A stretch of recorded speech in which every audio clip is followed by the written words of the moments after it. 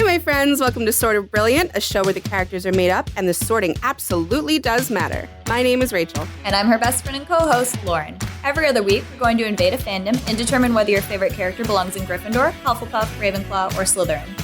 We're the Harry Potter podcast that talks way more about any other franchise. Here, we use the sorting structure from Harry Potter as a common language without supporting the author or her beliefs. As for the sorting itself, there's bound to be some arguments along the way. But in the end, we're always right. According to us. According to us. Holiday. Celebrate. We didn't discuss how that was going to be opened beforehand. I was going to tell Rachel that she should do it with her Jack Black energy, and she just did it without me saying that to her. Did you think that was Jack Black energy? That was just singing a song. That was that's Jack Black, that isn't was it? just singing a song. Man, let me tell you something about this movie with Mr. Jack Black. He tried so hard to not be Jack Black. Romantic comedy? And he still was very Jack Black. Is this his only one? Yeah, I think so. I actually saw a thing of him, a TikTok with him talking about it the other day. I apologize. Kung Fu Panda is a romantic comedy. For sure it is. Anyway. And he was like, I was just like coming hot off the heels of fucking Nacho Libre. And I get this thing to be like the leading man opposite Kate Winslet's leading lady. And I was like, hell yeah. So he did it. I feel weird about it. You feel weird about it? Yeah. It works really well. I mean... Everyone like, else in the world loves him in that. But I'm kind of like, sir, I can still see the Jack Black energy coming through. I mean, yeah, but he's like, I don't know. That doesn't mean he's not a good love interest. Like he's not like erratic. Like, you know? Yeah, he's not erratic. All his other characters are very like... So Nacho Libre came out, I think, when I was in high school, and it was one of those movies everyone saw and I hadn't seen. And George made me watch it a couple weeks ago. Oh, is that your first time seeing it? So fucking upset. It's so stupid. It's so bad. It was like Napoleon Dynamite-ish. Yeah. And so bad. I don't understand. And it's just like a classic to people, and I just don't get it. He is so stupid. But I love School of Rock. And I love Tenacious D and The Pick of Destiny. I mean, all his TikToks right now are him running around in underwear with like Avengers weapons. So I know. And then you tell me I have Jack Black energy, and then I see him running around in his little fucking unitard or whatever. And I'm like, all right, I wouldn't do this, but maybe if I had millions of dollars and nothing to lose. Yeah. Maybe I would. So this is one of our like favorite holiday movies. Everyone I talk to loves this movie. Loves it. I feel George like nobody ever really like brings it up on their own though. Isn't that weird? Yeah. Like nobody's like, oh yeah, it's my favorite movie, or like, gotta watch The Holiday this season. I know, but everyone like really loves it, which is crazy. It is one of my husband's favorite movies of all time. Wow. He's like obsessed with it. Did you ask him to sort? Yeah, he has very strong feelings. You never told me what he sorted the Wakanda. We didn't. Oh, he got everyone right except T'Challa. Really? What do you say T'Challa was? A Gryffindor? Gryffindor. Yeah. Yeah, people don't look deep enough. What our poll currently says. Well, I guess it's over, so that's what the poll said. The 9 people that answered it. Wow, you have a great memory. I don't think I even looked at it again because I knew everyone was going to be wrong. So I was like 50% Gryffindor, 25% Ravenclaw, and 25%. People got Nancy Drew wrong too. I don't think anybody said he was a Hufflepuff. What did they say Nancy was? A Gryffindor? Gryffindor. What? Like, are you all like watching the same show? She's like one of those stereotypical ones too. Yeah, I know. It was really stereotypical. So Lauren and I have not discussed our sorts beforehand on this. I tried. Rachel wasn't biting. Her idea of trying is throwing out a vague sentence where she's like, I said, when will she pick up on this? Email us at sortofbrilliant@gmail.com if you would ask your friend straight up. Ever emailed us. But you can. You guys totally can. In our 2 years of existence. We will so totally answer you. You don't ask questions directly. You're not a very direct person, and I don't appreciate it. You should just ask me. Now, we're going to have totally different... No, we're probably going to be somewhat the same. Like, 2 of these characters to me were crazy easy, and 2 of them I really had to ruminate on for a little bit. Okay. But Oh, I would be remiss if I didn't say Jude Law is a dirty fucking cheating bastard, and he's not a friend of the pod. You have beef because with him, of that. Said. So I have beef with him the entire movie. I ruined it for George because Jude Law is not a cheater in the movie, but I was like, yes, he is. He is a cheater. And he's like, no, he's not. He's a gorgeous, gorgeous man. And if you put me in a room with him and Jensen Ackles, I don't know what would happen. And I'm like, yeah, maybe if he wasn't a cheating fucking rat, I guess, but he's a bastard. But his character is great. So what's your personal beef with Jude Law? Yeah, I don't like he cheaters. Cheated on you? I don't like cheaters in general. Like, I just feel like your balls should be set on fire. And that's that on that. So that's how I feel about it. I didn't want to let this episode go without saying it. Good. Oh, thank you for letting me get that off my chest. Okay. Where did Cameron Diaz go? What do you mean? I haven't seen her lately. She married the love of my life and had his child. Oh. Benjamin Madden of Good Charlotte. Sometimes I can't believe that fucking happened. I think the last movie she did was The Other Woman, which is a movie that I could literally watch 6 times in a row. I wonder if I've seen that and I'm just not remembering it. It's with, who's that one chick? The redhead that's in all the, like, Jason Bateman.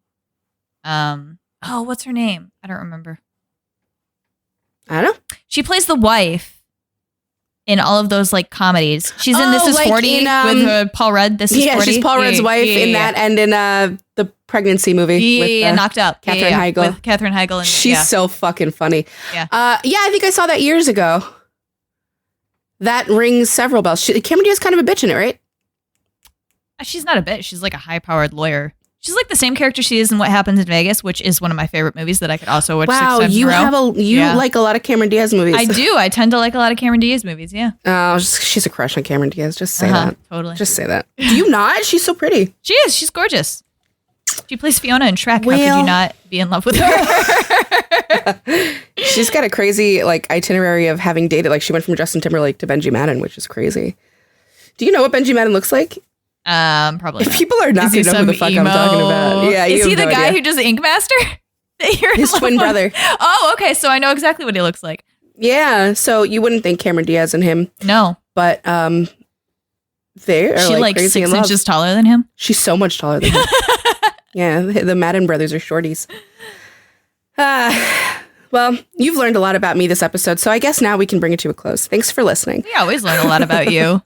Spill your secrets on this show. I don't have any secrets. I'm the aloof, mysterious one. Yeah, who can't ask her friend, where did you sort these people? What's preventing you from just asking that? Because I didn't actually, I didn't want to expend the energy. Care. Yeah, I didn't need the answer. It would just been a cool conversation to have if it happened. So then you don't actually care about it. So then we don't need to discuss it ever. Fine. We'll just answer all questions on the pod. I'm not usually the one that facilitates the discussion. Well, now I won't be now that I know that you don't give a shit. And you were caught in 4K, so. Okay. Problem. I don't remember any of the character names. I just remember the actors and actresses' names. Iris is Kate Winslet. Yes. Miles is Jack Black. Okay. Amanda is Cameron Diaz. Yes, that's correct. And, oh shit. I just looked it up. It starts with a G. It's very, Graham. It's very British. Graham. Yeah. Okay. Who's your favorite character in the movie? Jeez, I don't know. The old man. Me too. Yeah. But before we're sorting, who do you like the best? Oh, okay. Damn, we're not sorting the old man. I literally just turned off this movie. I could not tell you his name. Me neither. I watched this shit last week and I've forgotten so much. Probably, I don't know. I like Amanda and I like all of them. I like Miles. Interesting. Yeah. Okay. Well, then I don't know who to begin with. Ladies first. The movie starts with Iris. Yeah. Okay. That's Kate Winslet, she's correct? She's the voiceover. I love that name, by the way. I never hear that name. Yeah. How lovely is that? It's very grandma-y. Kate Winslet, let me tell you, Iris in this movie, this was one of the movies that like I watch and it just kind of slaps me in the face really hard with relating to a character because I think it was kind of like scary. I didn't love it. It was very much holding up a mirror of how my past behavior and how I could continue to behave. She's kind of very pathetic. Yeah. Yeah. She, I know it's a hard one to watch because it was kind of like for me holding up a mirror to all the things that the qualities that I have that I don't like about myself. When the guy, what's his name? The jackass. I don't remember his name now. Fuck him. Yeah, but he's like, yeah, that's his name. He's like, oh, I have a Christmas present for you. And she's like, oh, I have one for you too. And she pulls out and he's like, oh, well, I don't actually have it. Yeah. Me, but just know I got one for you. No, that's happened to me. I had a guy I was in that situation before I was married. I had that whole exact situation, ended in fire and flame the same exact kind of way. I behaved in the same dramatic bullshit fashion. And I too would befriend that old man. She didn't behave dramatically. She tried to kill herself on her gas after stove. she found out that he was engaged, not because he didn't get her a Christmas present. Yeah, I know. I just felt that everything she did was right and correct and valid, and I understood her. Very interesting. Yeah. So I put her in Gryffindor. And George and I really agreed on it, which was cool. He actually said she's clearly Gryffindor, and I was like, oh yeah, I could see that. I guess I will make my case, since Lauren doesn't agree. I put her in Gryffindor because of the simpy nature of her behavior, because not all Gryffindors are outwardly super strong and brave and just say exactly the big loud thing all the time. Just especially if you're deeply in love with somebody and you feel like you're in this weird place with them. We are also, I have always said, I know this is just a me saying, that I think we're the most forgiving of the houses, but that forgiveness has a limit. I feel like you can push it and push it and push it, but each time you push it, we come back a little bit with a little bit less energy for you. But it takes a long time, and it usually takes one big snap, like you poke the bear a little too hard, and that is what ended up happening with Iris. I felt like she took a lot of shit. She took a lot of shit the way that I think other Gryffindors take shit. Out of love, like pure love, and not loving herself enough or respecting herself enough, which is also, I find, to be Gryffindor qualities. And yeah, your rebuttal, ma'am? I think she's a Hufflepuff. Why? Well, her whole thing is that she's trying to make herself into something she's not in order to fit in this man's life. That's literally a line in the movie that he told her that they were a square peg, round hole, but she was trying to jam herself in there because she really wanted to be with him.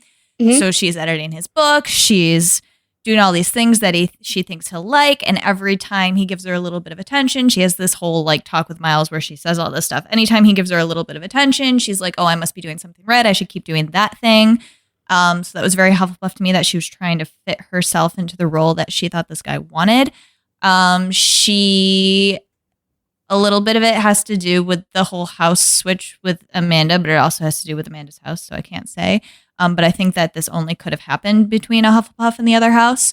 I think that being against a Gryffindor, I thought it was kind of interesting that it didn't seem like she really spent a lot of time with her nieces. They specifically say that we don't have a lot of grown-up girl visitors, which doesn't strike me as very Gryffindor, but can strike me as a Hufflepuff who's very focused on doing what they are doing, which for her was that fuck guy or whatever. She was trying to figure that out. She was very focused on being with him, no matter how he treated her.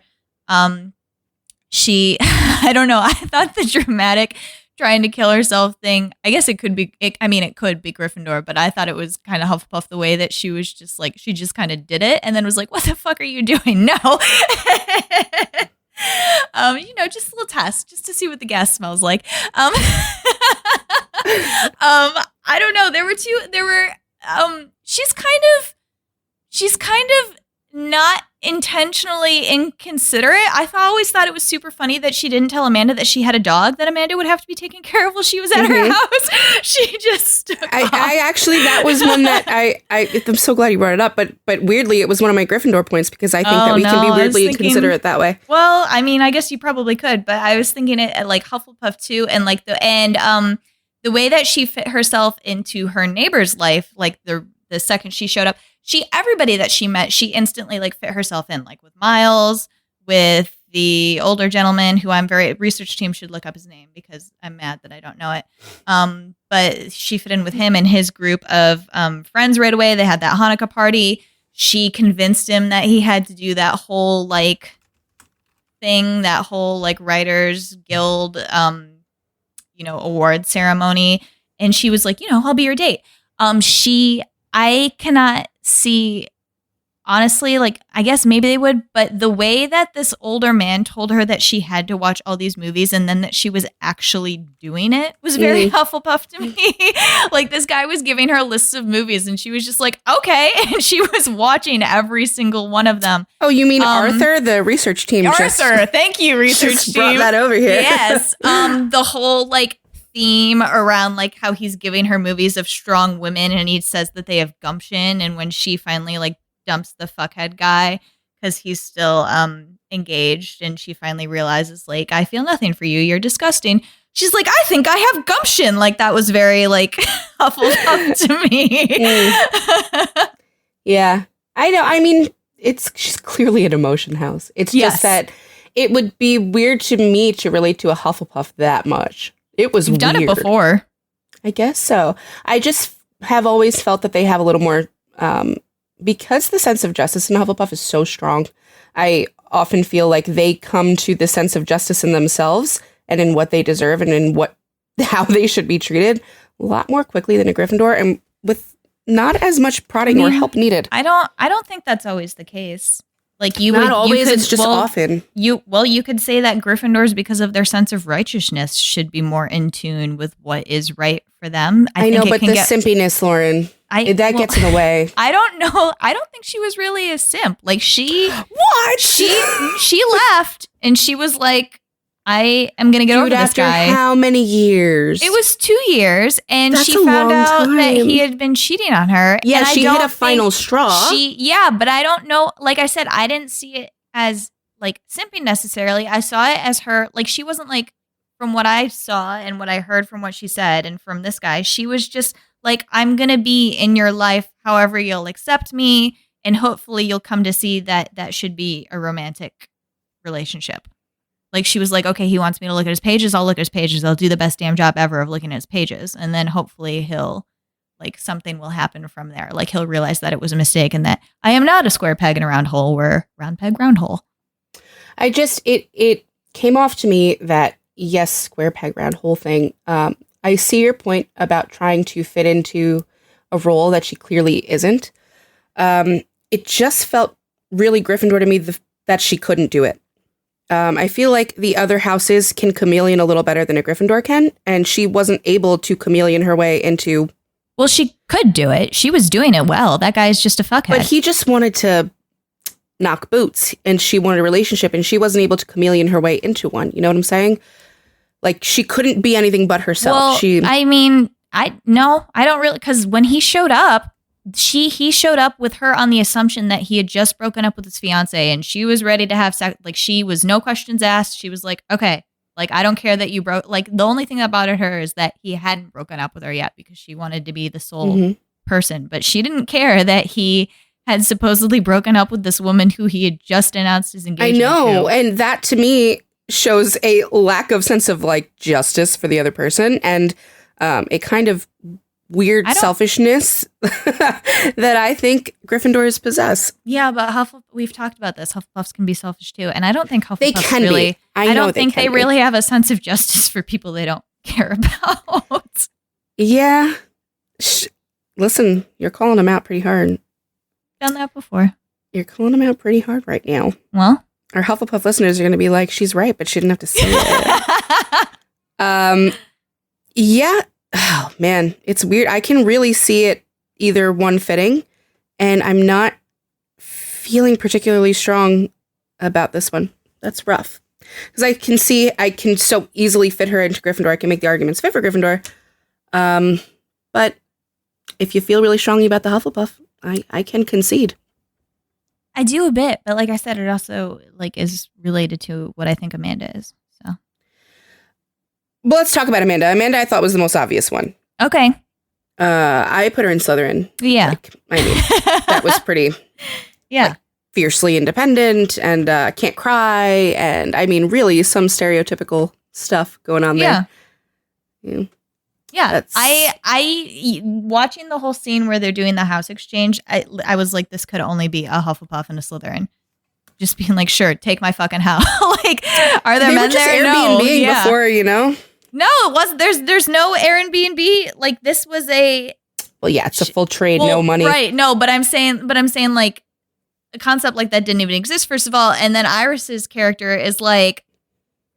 It's not even what the site was for. Iris was just like, my friends have done this before. You want to try it? And she's like, which sure, I just have thought my was so huge fucking ass LA house. Wait, this was another thing for Gryffindor for Iris. I thought that was so fucking reckless. Like, it was so irresponsible. It was ridiculous. And I was like, you didn't even you got on a fucking plane and did it. Like, Amanda has money. She can get out of the situation. She can hire someone. She can go get her ass back to the airport if there's whatever. She had the wherewithal to do that and the cash. Iris didn't have shit. Except her tears and a plane ticket. And I was like, I don't know that Iris didn't have shit. She was pretty stable.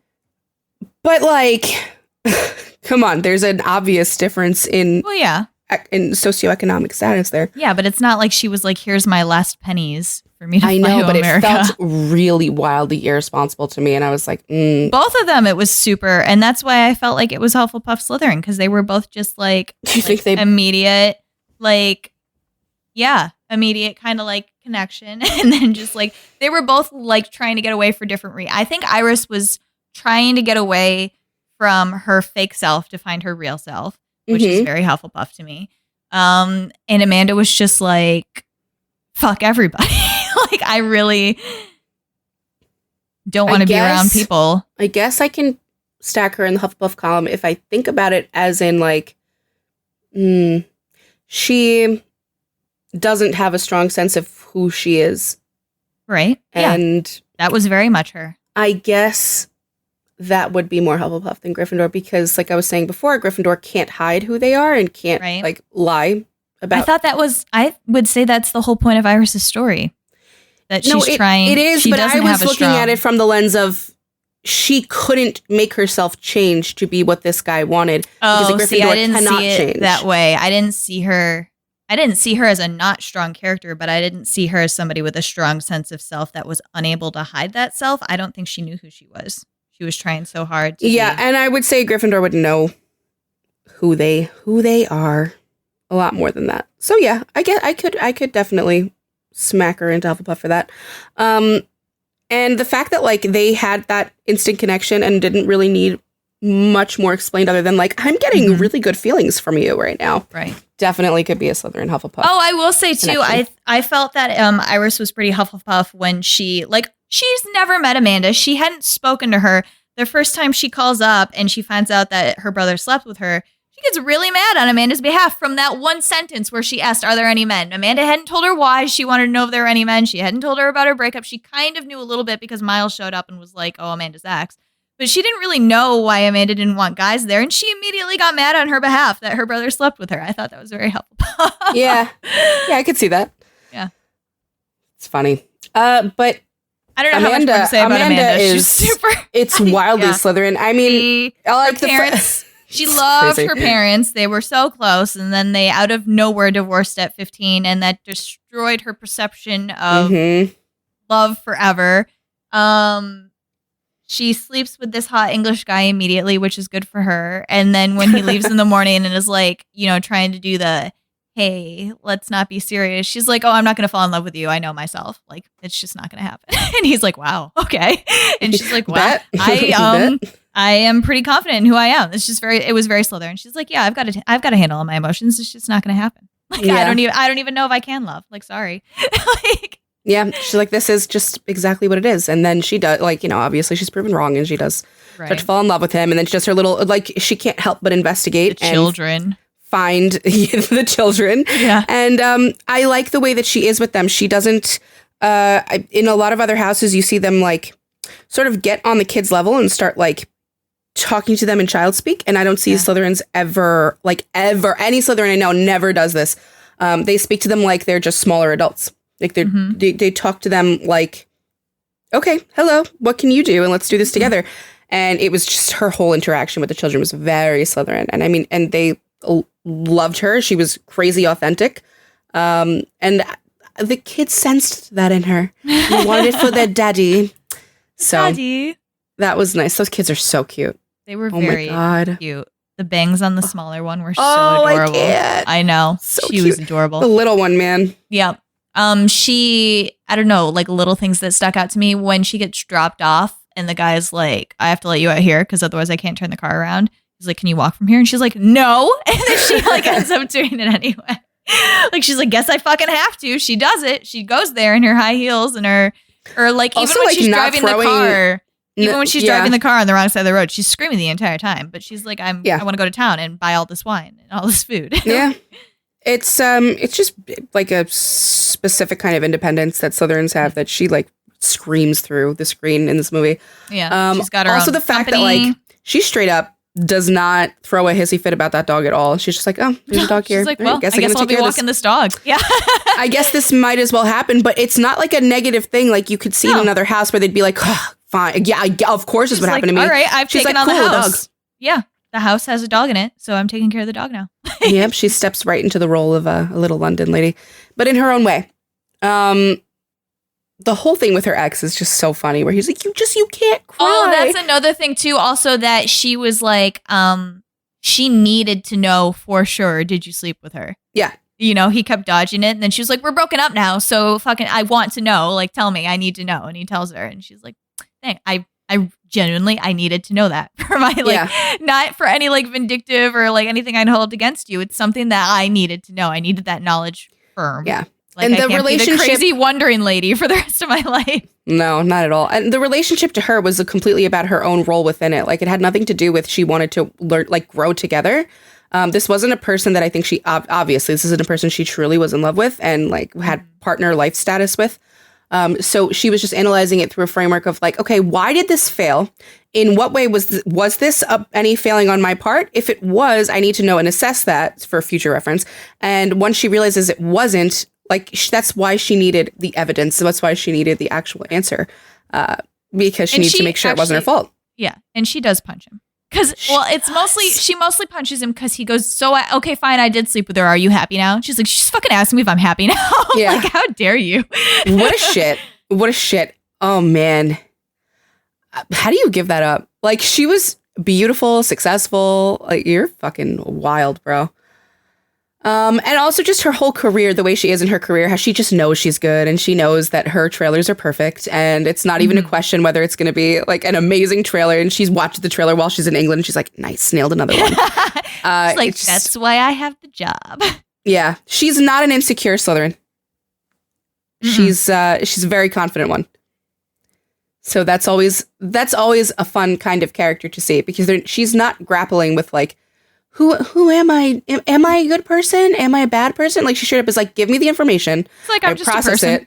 And I'm a person with a dog now. I'm a person in England now. I'm a person with this guy. Is he cheating? Is he a cheater? No, he just has children. Now I'm a person with a boyfriend who has children. Like they just figure it out. And come on, just huge Slytherin. That one was not questionable. It would have really surprised me to hear you say anything else. So I'm glad I got it. Yeah, that you got it. Okay, so we've got those two down. Shall we Jack Black or shall we Jude Law? Son of a bitch. You decide. Who are you going to rant? Bastard, man. I'll fucking tell you guys right now. I really don't have a strong feeling on Jack Black's character. Really? So I'd like to hear your take because to me, he's not a very emotional dude.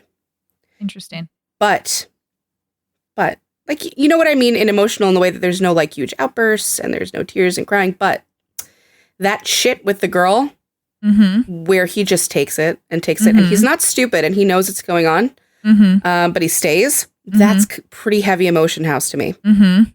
So when I was having this conversation with myself and my husband, I said emotion house, but I just don't know where I could put him.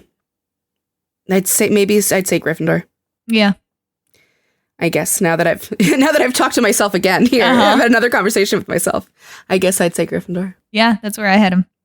It just isn't like a strong punch in the face kind of Gryffindor. No, eats a lot of shit, Gryffindor. He has one emotional outburst when he finds out that, he's not like screaming, but when he finds out the girl's cheating on him, he's like, why am I always go for the bad girl? Like, he's really on the couch. Yeah, like, fuck me. Like, I'm awful. But he knew she was bad for him. He knew something was up. I really believe that. And he just stuck with it for the hope of it all. Taylor Swift. Like when he's like, I sent her Christmas present to Santa Fe. I stood in the FedEx line to make sure she'd get it on time. Yep, I was like, part. man. Man. Oh, this is what was really Gryffindor too. When he was like, I texted her this morning and she told me it was snowing in Santa Fe. He was like, what'd she look it up on weather.com? I bet they got a real laugh out of that, making a fool out. I was like, oh my God, dude. Nobody was laughing at you. They were all just making such a mockery out of it. Yeah, that was pretty Gryffindor. Lying in bed naked, laughing at me, thinking she's in Santa Fe where it's snowing. Please. I fucking can't. I didn't even think of that way. Only a Gryffindor, right? Yes. Oh my God. Yeah. Yeah, he is. It just wasn't because there was no I really felt it warranted a lot more anger. So he's much more low key than we didn't get to see what he says to her, right? Like he exactly. sits there and takes her doing her whole thing, and then we don't know what he says. He just shows up for Iris and Arthur. Right. So yeah. I think even the way he just straight up inserted himself in Iris's life was pretty Gryffindor of him too. Mm-hmm. He does not need to do the things that he does. And at it's the Jack Black energy, like his little quirk, like the Santa Annis wins. Dude, crazy ex-girlfriend. And him, yes, right? Yeah. That's all I could think of. With the guy with the weird name. What's his name? It was that musician, remember, that was playing the winds? Oh my God. Josh Groban? Groban. I think it was Josh Groban. Santana wins. He was the musician. Man, honestly, that pulled me right out of that movie, and it's crazy ex-girlfriend. Oh man. We still gotta do that show. What a great fucking show. I can't wait to sort fantastic. That. Anyway, and he's doing the little humming with because he's a musician, so he's always doing the music for her. And, right. Yeah, and it's cute. You're right. He immediately slips in, and they're going out on little friend dates, and and even at the dinner with Arthur's friends, he's sitting there just fucking hamming it up, yakking it up with these old dudes. He's fist bump with the old guy. Yeah. Just immediately fits himself into where he needs to fit himself into, and it's where he wants to be, right? I think that's probably the most Gryffindor thing. He doesn't go anywhere he doesn't want to be. So even if he knows it's bad for him, he's showing up because he wants to be there. And he's going to go above and beyond even for this chick. He really just met her. Introduced. He's Miles or whatever. He's that asshole's friend, and he's showing up to get his laptop from his ex, right? Right. So just being a good dude. Yeah. Just being a nice guy. Mm-hmm. Maybe Jack Black's a Gryffindor. I mean, you are, and you have the same energies. So. Yeah, but having similar energies does not necessarily mean you're in the same house. That's true. But he kind of gives me that. Because he's kind of the same person in every movie, just either mellowed out or turned up to the 1,000. And also he says it's the same thing. He does what he was in that episode of iCarly, just being fucking weird with. Same with Community. Yes. It's just the fucking same guy every time. They were you're gonna be a loser in Community. He's I don't care. I just want to be in Community. Dude, this is so funny. This is the argument I was trying to make for Iris. This is exactly what I mean, that he cannot be anything but exactly what he is. And you can try to ask him, they told him, play a rom-com role, be a leading man. And he's still doing his little fucking weird hums and jumps. And he gets that Jack Black shit in there. He's do you want the little whipped cream or the big whipped? Ooh, you want the big whipped cream. Yeah. And she's so into it. It's so cute. Yeah, they are cute. Huh. Interesting. That's cute. That makes the relationship let us cuter know. to me. Are you a Gryffindor? Yeah, let's have his people get up on in here. Mm-hmm. Well, that leads into an interesting conversation about Jude Law. If you think he's the same house that I do, I'm gonna get excited. This was my suspicions that you weren't. Oh boy. Well, I've been saying it the entire time. We're getting close. So go ahead. Why don't you go ahead and I know what we're getting close to. I just don't know if you're going to agree with me. So is a full castle? Okay, so this is the one I really didn't want to discuss, as you can tell in the whole episode. Because whenever I think I've got a Ravenclaw, I think I really feel confident about it. Though. When's the last Ravenclaw that it's I told you no It's not that you on? disagree. You never do. There's a fear that you will. And I'm like, no, because I understand them. Don't tell me I'm wrong about it. But you don't understand how you understand them, right? Like, you don't know how you get there? You're okay. So a lot of the time, because they're fucking weird. So, and you're trying to fucking define them through their system, through their truth, and all their truths are so wildly different. Mm-hmm. So for Jude Law, I was asking myself, I'm like, all right, this is the huge Ravenclaw vibes. Why?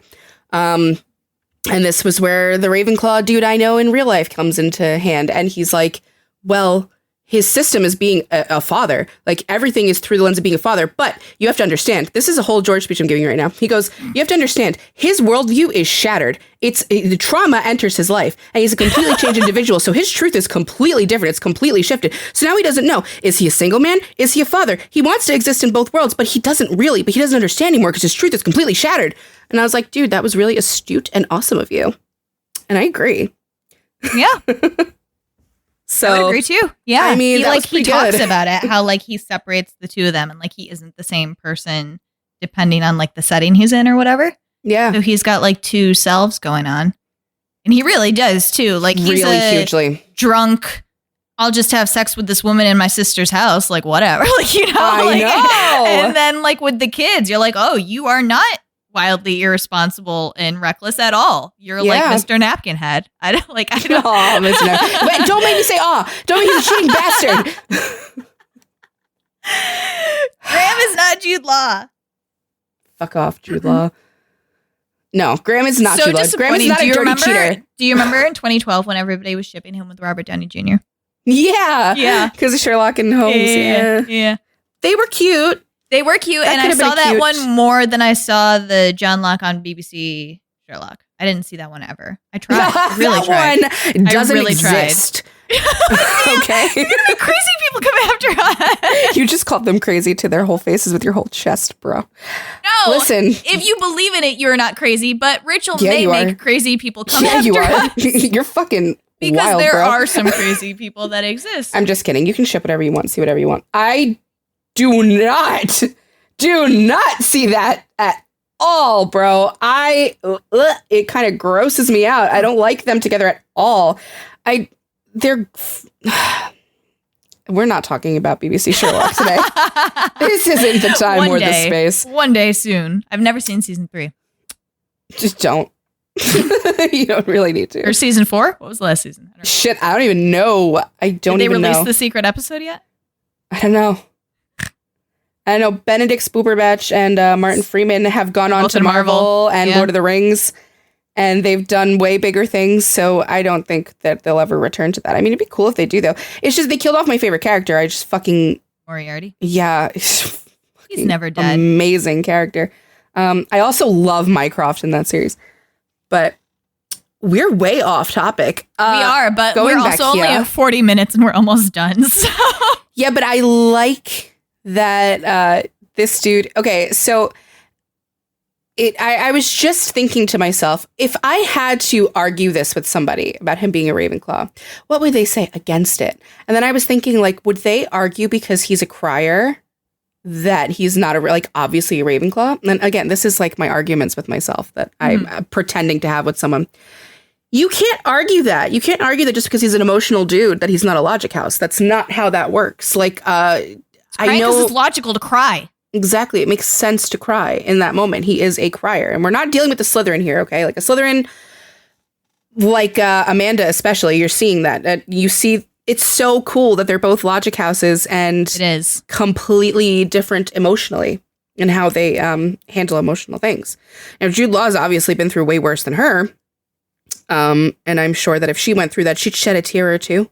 But maybe she fucking wouldn't. Maybe she'd just go numb. Maybe she'd just like numb it out. I think she's a left-sider on the Slytherin scale. Yeah, probably. And oh man, I don't know where the hell Jude Law fits in on the Ravenclaw one. But he's not like a loop-de-loop. So yeah, I know. He's not a weirdo, wacky like Phoebe Buffay or megalomaniac like mastermind. He's like a Patrick. I don't want to do that. Well, I don't want to put him with too Patrick. bad. Too bad.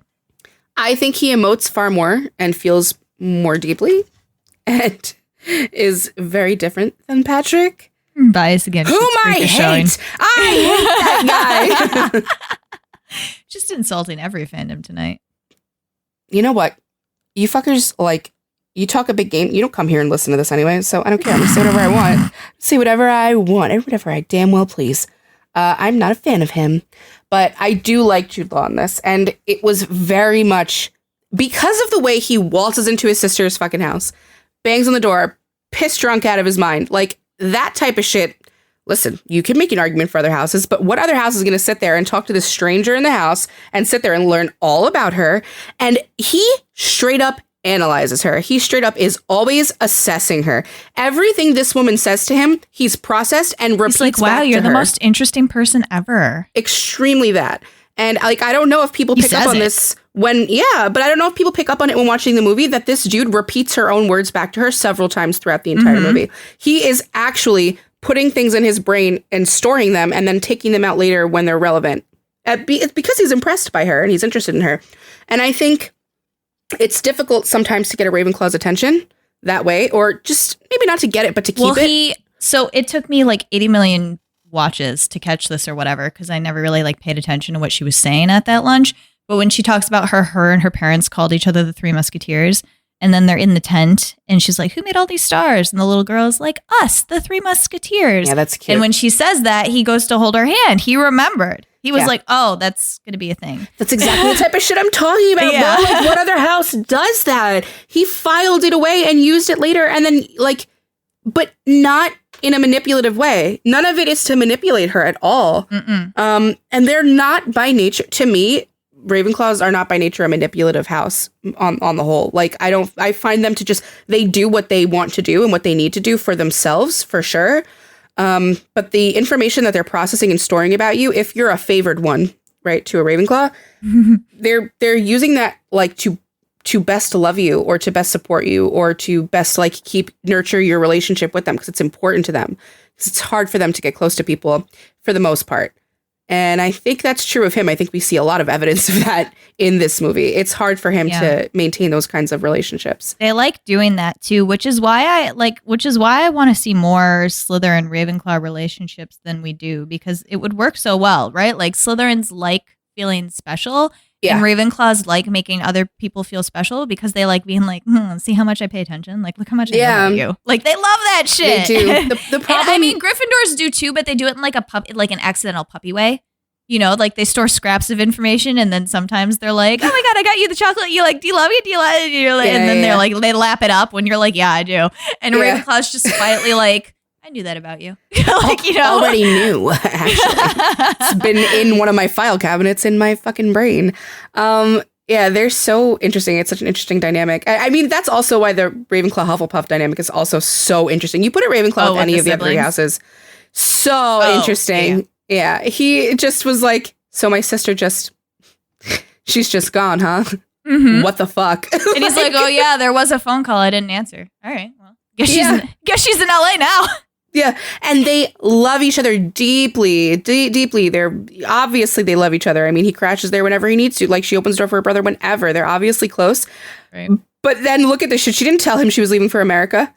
That's some crazy Hufflepuff Ravenclaw like, shit. It's like the thing, like, again, it's like the nieces were like, we never have an adult woman here, and I'm like, where's their aunt? And I'm like, I almost feel like after his wife died, she was kind of like, I don't want to smother, like, you know, like she's like, I want to let him do what he needs to do. It was recent, wasn't it? Like she said 2 years. 2 years, yeah. So like, because he goes over to, like, he gets drunk and then he stays at her house instead of driving home. So obviously, like, they're not estranged, but she's not going over there and like trying to. She's like, this is not my role, and maybe at the same time, he's like, I don't want.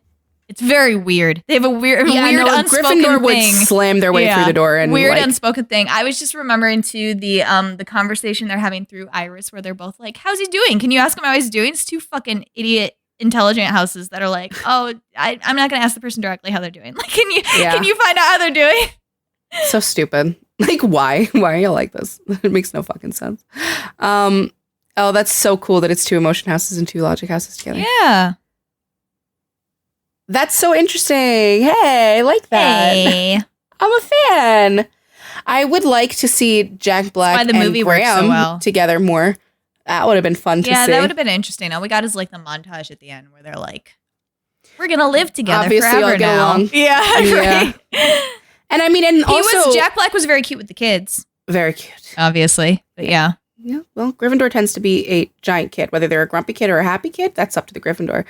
But I can tell you that this is where my Jack Black energy ends. I'm more of a grumpy kid with the children. But I also like that the situation between Amanda and Graham, where it's like maybe this won't work out because I live there and you live here. And how's it going to work? And they just accept it. Yes, you're right. That whole conversation too, where she was like, we can do this whole thing and get upset with each other because we will eventually get upset and then it'll end and we'll feel the pain, or we can end it now and save ourselves the pain. And they're like, okay, let's do that. and then they're like, never mind, let's not do that. I know. Yeah. Meanwhile, then you've got the two emotion houses back in California just having a fucking blast. Just bitching and gossiping and shit talking and bonding with a bunch of old people at a dinner, doing like ridiculous shit. Both of them with their heads up someone's ass that does not deserve them. You can see the contrast too, like in how the relationship starts and how like they're both like the intelligent houses. It's like transactional. Like, you want to have sex? Yes, I do. Okay, we like each other a little more than sex. Let's keep seeing each other. All right, now I have to go. It's over. Whereas the emotion houses are like, oh, you're with somebody. Oh, but I like you. Eyelash out of your eye. Like, ooh, you know, like it's also like Hufflepuff and Gryffindors oftentimes are really, really looking to make friends and like to make connections with people. This is a huge similarity in the two houses. They always are like, oh, okay, what do I see in you? Do I see something that's like fun or awesome or special? Like, oh, I could probably see that in everybody. All right, let's see if we bond and let's see if we connect. And they, of course, happen to. They're both very easy people to get along with. They're like really good representations of easygoing people from each house. Like, not over the top, like justice driven, crazy Hufflepuff or like over the top, dramatic, upset, angry Gryffindor. Like, they're both very mellow. So the relationship progresses really naturally and in a really nice way. Yeah. It's a nice way of getting together. I appreciate that. There's very little drama on that end. They just start as friends. And it's really like, it's really genuine friendship on both sides. Like, I don't think either of them were trying to do that. Like, they both saw each other and they were like, no, they weren't. Yeah. But they weren't trying. No, he was like, I have a girlfriend. And she was like, he has a girlfriend. Like, it wasn't. Yeah. And then she's like, okay, but I'm still going to keep you around because I enjoy you being there. Obviously Iris is a bit of a like you saw on the plane when that cute guy shows up and she's like, ooh, maybe this could be something. And so when Miles shows up, she's like, ooh, and then he mentions girlfriend. She's immediately like, okay, no. I think she sees everybody as a potential, could I be with this person until something comes up that says no. I really do. Yeah. Which is also Hufflepuff to me. I don't know. I don't know either. I think that is just, that can be an emotion house trait. I don't think that's a logic house trait. The reason that she was doing it is because she wants to fit somewhere. Like, and I mean, if we take our headcanon further down the road where she's been unable to allow to help her brother grieve, and she hasn't been able to fill that role as like an aunt sister because of the worry that she might like become a replacement. So she's like staying away from that. So she's trying to find her own family unit to fit into. Yeah. When I was watching the movie, because Lauren and I have said this a million times, like now when we watch things, it's just a straight up sorting fest. Like you can't watch it without looking through the lens of sorting. Like, what are they? And it's so funny because when we were originally watching, when we started watching, George said to me, oh, God, she's a fucking Hufflepuff. I know, because this is like some shit that's really pisses me off. And like, she's so nice, but this is really fucking annoying. And I was so annoyed by that assessment that in spite, I was like, I've done all these things. Are you saying I'm annoying? Because I'm not annoying. And then I really went hard for Iris because I really, really understood this character. And I totally got where she was coming from with a lot of things. And I think that's why I landed on Gryffindor, was just in defense. But it was in defense of a Hufflepuff. So just know, no matter what I've said, obviously I've got your backs. Disregard everything I've said in the past. Forget all the things Lauren deleted from the podcast or had me not say on air, even though I really wanted to. Yeah, I'm going to work them in. I'll get them in there. I have not said anything that bad.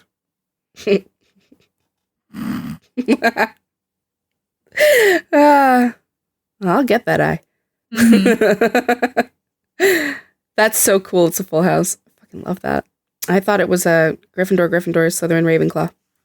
I like this way better. Oh, I was excited it was a full house. Yeah, I was like, dude, this is the most boring Gryffindor relationship. Like, when we had Anthony and Kate. That would be so boring when they're not even screaming at each other. They're just like. No, because the Gryffindors we know, they're screaming at each other all the time. It's hard for them to get together. It's a struggle. They recognize themselves in the other person. They're like, I refuse. Yeah. It's like when you bring me one that's like a real drama queen, I'm like, get him the fuck away from me. Keep him away from me. I don't like seeing it. I do not like it. But that's why I didn't like seeing a lot of Iris's bullshit either, because I was like, yo, been there, girl. Been there. Get that? Yep. Get that part. Oh, yep. And then when she like lays it out on him, I really wanted her to go harder. Yeah. He deserved way more. A slap. He deserved to have some nasty stuff said to him. I know, and she was just like, I don't love you anymore, and like laughed. Well, she didn't need it for. She didn't need to hurt him in the house. I was so mad. Yeah. Like what? I know, but that really speaks to Hufflepuff too. Like, she did not need to hurt him. She didn't need it at all. She didn't need to have like some cutting fucking last word that whatever. Like, she didn't care about him anymore. She wrote him off and it was done. But it was for herself. Yes. So, yeah, I can see that. Also, George Kate Winslet's beautiful. That's all I'm saying. George got them all fucking right. It's just that I convinced him. Oh, you convinced him? I thought you said he said it first. No, he said it when we were watching the movie. And then today in the car when I was talking about coming and recording this, he's like, so you still think she's a Gryffindor, right? And he's like, okay, well, let me think through this. I guess I can see that she's a Gryffindor because literally all the same shit that I said already. But I don't know. He's got a really good. So cute that you guys talk about this. A lot. I wish I had a spouse. We talk about it a lot. Okay, well, so if anyone has a hot brother or sister out there that is interested in this kind of thing, call this bitch over here. Email us. Dude, I've been rewatching The Walking Dead recently because it finally ended, and I told myself I was never going back to it until it ended. Mm-hmm. And so now I'm revisiting the sorting on that show. I will never watch that show. So. We'll never sort that one? I watched all of season 1, I think. Zombies terrify me. Wow.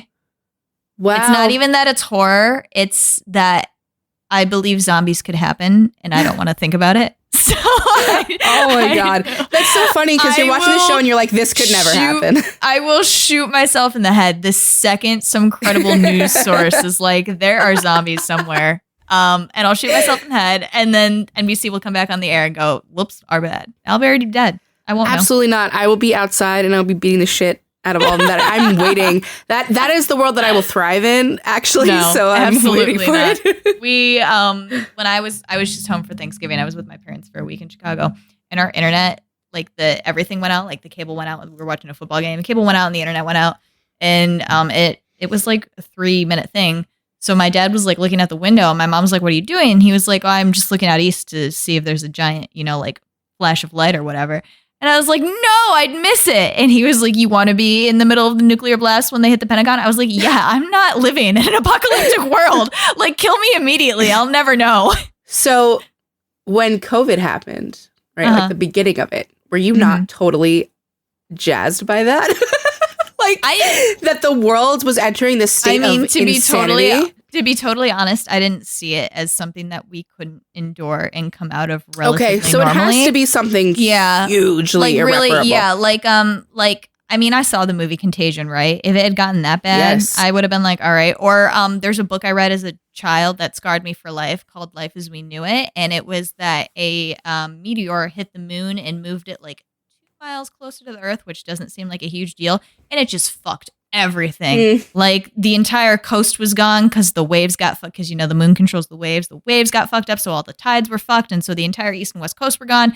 And then like the gravitational pull of the moon being closer pulled all the like lava out of the volcanoes, so there was like a nuclear winter, and also like it set off the tectonic plates, so there were earthquakes there, and just the whole world was fucked. And I was like, oh my God, a meteor ever hits the moon and I'm out of here. Like it's done. Oh my God. Well, then you're gonna love the Umbrella Academy. Oh man, that's another one. I definitely that seemed more like sci-fi than dystopian. Yeah, it is. It for sure is. Not anywhere near the same level of gore as The Walking Dead. I can totally see why you would not like The Walking Dead, as you're not a gore person. It's like very and gory. Also because zombies. It's just anything. I saw World War Z, and it was a really interesting concept, but I had a very hard time. Let me fucking tell you something. I had a very hard time with the zombies. Let me fucking tell you something. World War Z, the book, is a goddamn masterpiece. And I know, I've heard. Years before that piece of shit garbage movie came out, where they changed everything. Trash. Did they change the way that they like fixed it? Like the zombies were going after healthy people? They changed all the important fucking plot points. They changed how the zombies ran. Listen, it's garbage. Read the book. It's a great book. I just thought it was interesting. Like I thought it was really cool how they were like, oh, the zombies, because it's acting like a virus, it only wants a healthy host. So if you have like a terminal disease or something like that, the zombie won't want to eat you. This is the kind of shit that's always interesting in zombie narratives anyway, and that's why The Walking Dead is interesting, because you're sitting there and you're watching and you're thinking like, why are they going for this? What is the drive that is specific to this or whatever? And like, what are the rules? Because in some things, if you get blood in your mouth or yucky stuff in your mouth, you turn. Not in The Walking Dead, universe. it's a virus in the air, right? So you die and you're It zombie. is, yeah, so no matter what you turn. But it doesn't matter, like, if you chop a head off and you get some yuck in your mouth, like you're not changing, which is bizarre to me. Well, but it doesn't really matter because you're sentenced for it anyway, right? Like everybody dies, so everybody's going to be a zombie. I know there's totally logical threads to follow that like explain it, but they annoy me. But the reason I brought The Walking Dead up at all was because you reminded me of it earlier. There is a very clear Ravenclaw Slytherin relationship on the show that I was like, it made me think of you, because I know that you're interested. And I like that the Ravenclaw is often like on the fucking edge, and the Slytherin is not necessarily the moral compass, but they are the one constantly telling them that they are wrong, or just straight up knocking them out to stop them. Can you explain something to me? So what is like how is everybody in The Walking Dead not be like, this is pointless? Like, are they trying to get the virus out of the air? Like they're like, we are condensed to Georgia. So and full disclosure, I haven't gone past like season 6. What are they doing to fix this? Like, obviously, if the virus is still in the air, nothing matters. Well, that's the problem, right? They need a vaccine, or they need something to cure that. But that's fucked. So the issue is like, but like, how does I was gonna say, how does the vaccine help? Because you're dead already. But once you're a zombie, like where I am in the series, because I did not finish the series, there is no one coming to help. The CDC is gone. It's all fucked. Right. There's no governments. There's no one's working on anything ever. So it's just humans on their own in the wild. And so now it's just rebuilding and repopulating and fostering community, which you cannot do. If you're going to die what's and be a zombie. The point is, why should those motherfuckers win? And why should they get to take over the earth? They're gross. Like, no, I'm not going to just lie down and fucking take it. And I got kids and I got people I love. But they are going to take, like, that's the thing. I don't understand how people are having children when the baby's born and it's doomed to be a zombie. Well, that was a big problem in season 2. Because a lady gets pregnant and decides to have it, which I thought was fucking stupid. But no, you can have babies and they're totally fine in the universe. It's just like, I mean, until why would you? Because they're loud and they're gonna. Oh, but this is like The Quiet Place, the movie Quiet Place, yeah, sort of. Like, yeah, I don't understand why that lady had a baby, dude. Don't even get me started. I do not like those movies. I do not like the concept. I don't like that shit. But yeah, it's the same type of shit, and you're just constantly running from this fucking problem. But the bigger problem than the zombies is the people. It's the other humans, which is, you know, obviously always going to be that. Negan. Right. Yeah, he's a big problem. But there were other huge problems before him. And so, yeah, you want to repopulate, and I want a community, and I want to protect people I love, but like, you can't. You just can't, because people are dicks. So it is like the I guess I just don't get, like, if you're going to die and be a zombie anyway, like what? Like, why would you? Well, Lauren, what are you trying to do with your life? If you found out that God rigged your entire life and was writing an entire narrative, Yeah. Would you just lay down and take it, or would you punch God in the face? I'd kill myself and be like, okay, so we're not going the Dean Winchester route today. Got it. He did try to do that at first. I mean, you know, at the end of the day, he was not taking that shit. It's just, no, why should you get to fucking win? You don't get to win. That's it. But they will win because you die and then you're a zombie. No, you get stabbed in the head and it kills the brain and then you don't change. Oh, okay. Yeah. You see? You can live happily and die happily and it will all be okay. Anyway. Yeah. Well, I don't know how we got from the holiday to zombies. But listen. Took a big detour there. Hannah will let us know what needs to go and what needs to stay. I mean, it's only been an hour. Maybe they could all stay. I don't see why not. I really enjoyed that conversation. You guys know how much of that kind of stuff is cut from our regular episodes. We just be shooting the shit. So the poll is coming that I want to know. I was going to mention that. What are the I'm movies waiting for on December. the poll, Rachel? So I've decided that I will be having Just Friends. Yeah. Which you better fucking vote for. Because that's what I want. It's my favorite movie ever. Not even just Christmas. Love that movie. So I was just talking to somebody on Twitter. I just rewatched that movie and it's the most problematic thing in all of the best ways. Like somehow it holds up. You're watching it and you're like, this is so you can't say that anymore. But you're like, this is great. It's a great movie. Like, yeah.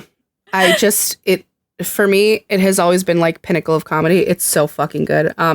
I really like stupid humor, and it's a lot of stupid humor. It is. It's so Ryan Reynolds good. at his most. It's peak. It's like peak Ryan he's Reynolds. obviously not putting any effort in. It's just Ryan Reynolds. What's the other? Just Waiting? No, I'm saying Just Waiting. Waiting with Rob Benedict. So fucking funny. Can I tell you? I fucking love Waiting with Rob Benedict. Yeah. Yeah.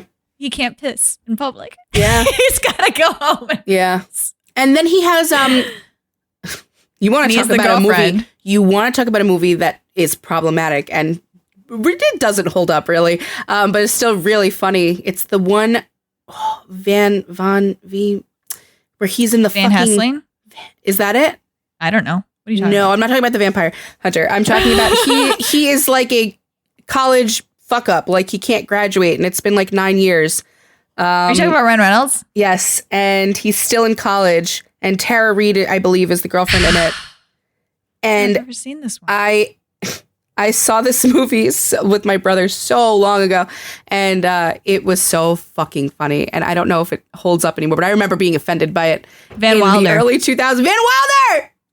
That shit was so funny, bro. I don't know if it's still funny, but Ryan Reynolds, man, let me tell you, he's been funny for fucking ever. So, okay, on the poll, Just Friends. Okay. Then I decided today Home Alone should be there. Mm-hmm. I want to put Anastasia on there, but Lauren doesn't agree. So it's not a Christmas movie or a holiday movie. Sorry. It's winter. So is Frozen. No, that's summer.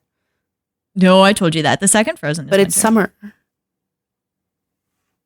So, and I think we have to save Frozen for Disney. Is Anastasia a Christmas movie? This isn't really a Christmas movie or a holiday-themed movie in general.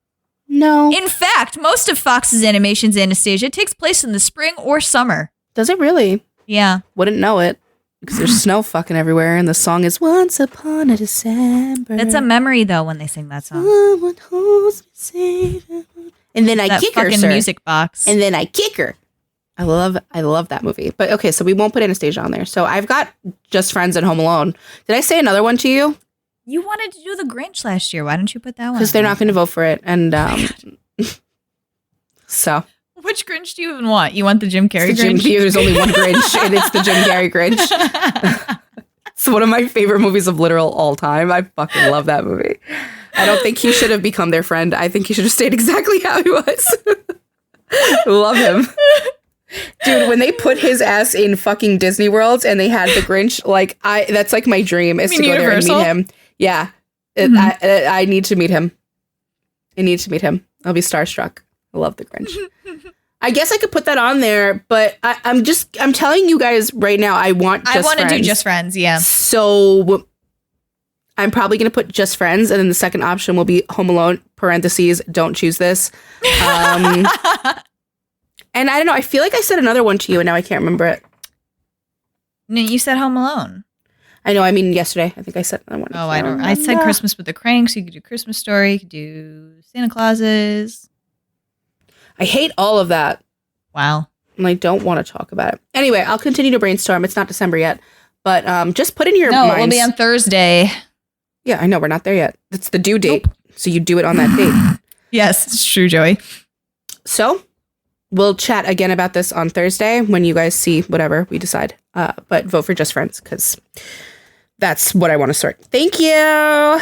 This episode comes out after that poll, so that doesn't help. Yo! Cut all of that. Fucking goddamn No, bullshit. the part of the poll should be... Bullshit! Did you vote for Just Friends? I can't wait for you guys to hear our next episode, Just Friends. I'm so excited to announce to you that Just Friends has won the poll. Thank you so much. We rigged it, guys. It will be rigged. Thank you very much. All right. Hope you enjoyed the holiday as much as you enjoyed watching the holiday, which is to everyone's delight. And it's their secret favorite movie that they never advertise. I know, how weird. It's a full castle, guys. It's because Jude Law cheated on his wife. That's why because we can't talk he's about it anymore. He's a son of a bitch. He's a son of a bitch who should have his balls set on fire. How dare you? Fire. How fucking dare you ever show your face? Anyway, I'm going to go. Happy holidays and see ya on the next holidays. one. Bye. Bye. Thank you for listening to Sort of Brilliant. If our sorting choices inspired any rage or excitement, we'd love to hear from you. We're open to feedback, suggestions for characters to sort, and solid counter-arguments with citations. Never forget your citations. You can find us hanging out on Twitter and Instagram at SOB_pod or shoot us an email at sortofbrilliant@gmail.com. And since we're not above begging, please rate and subscribe to Sort of Brilliant on Apple Podcasts, Spotify, and wherever else you listen to podcasts. Please share our posts on social media. And if you're a Gryffindor, maybe you'll inspire sorting fights among your own friend group. The theme music is Hot Shot by Scott Holmes. Can't wait to sort with you again next time. Bye!